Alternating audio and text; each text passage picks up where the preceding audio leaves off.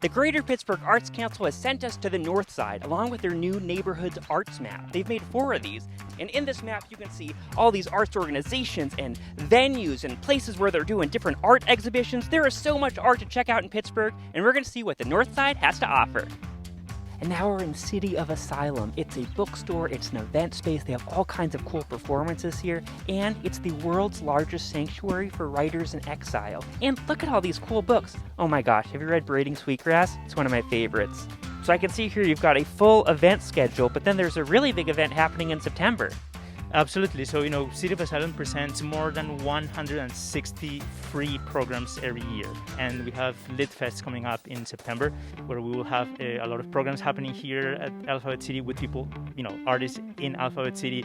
Some of them will happen virtually, some of them will happen combined. And this is a festival that focuses on identity and displacement, and it has an emphasis on literature in translation. As you see, we have a beautiful bookstore, and that's one of the emphases of the bookstore is international literature, works in translation, but also works about social justice and racial equity. So all of this is combined into Lit Fest, which runs from September 10th to 21st.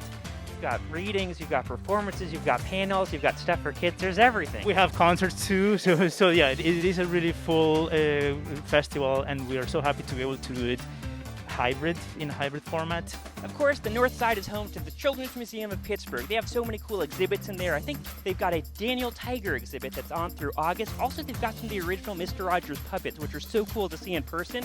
And if your kids are a little older, you should bring it to Museum Lab. There's so many amazing hands-on activities in there, and they just redid it a couple years ago. That space is amazing. You never know what you're going to find on the north side. We just stumbled across this rehearsal. This is Corning Works getting ready for a performance they're putting on here in September. Now I'm sitting in the front row at the New Hazlet Theater. They're getting ready for a performance of Somewhere Strange. They'll be playing in October. It features this all-star band. They'll be playing a fusion of rock, jazz, and folk music. Look it up. Here's a fun fact. The New Hazlet Theater was built in 1889 as the first Carnegie Library and Music Hall. There is so much art to see on the north side, it's crazy.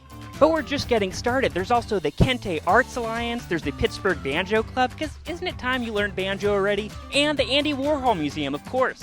You can find your own map around town, and make sure to visit artsburg.org for information about events, performances, venues, and tickets.